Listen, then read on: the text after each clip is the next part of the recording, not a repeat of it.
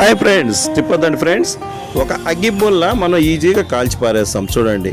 కానీ ఈ అగ్గిపుల్ల తయారీ వెనకల ఎంతమంది కష్టం ఉందో మీరు ఒకసారి చూస్తే మాత్రం సర్ప్రైజ్ అవుతారు.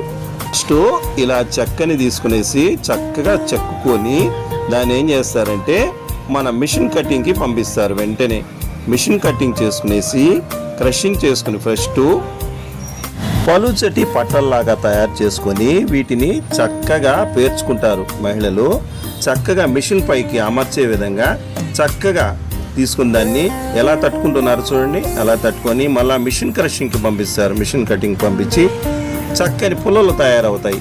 ఈ పుల్లలంతా సేకరించుకొని ఎండకు వేస్తారు.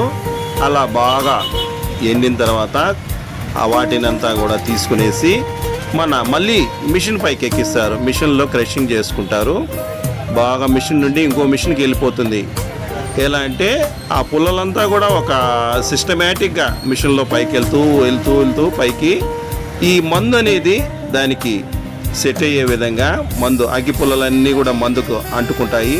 చూడండి ఎంత చక్కగా పుల్ల అనేది అగ్గి పుల్ల అనేది తయారైపోయింది. చూశారు కదా. ఈ అగ్గి పుల్లలు మళ్ళా పెట్టికి అమర్చే విధంగా వాటికి ఇంకో మిషన్ ద్వారా పెట్టికి అమర్చే విధంగా వెళ్తాయి. మిషనరీస్ ఉన్నా కూడా మ్యాన్ పవర్ అనేది మాత్రం కంపల్సరీ కావాలి ఫ్రెండ్స్. అదేవిధంగా మా ఛానల్ మీకు ఎప్పటికప్పుడు ఇలాంటి అప్డేట్స్ ఇస్తాం ఫ్రెండ్స్. మా ఛానల్ సబ్స్క్రైబ్ చేయండి, లైక్ చేయండి ప్లీజ్ ఫ్రెండ్స్. ఒక లైక్ చేయండి ఫ్రెండ్స్.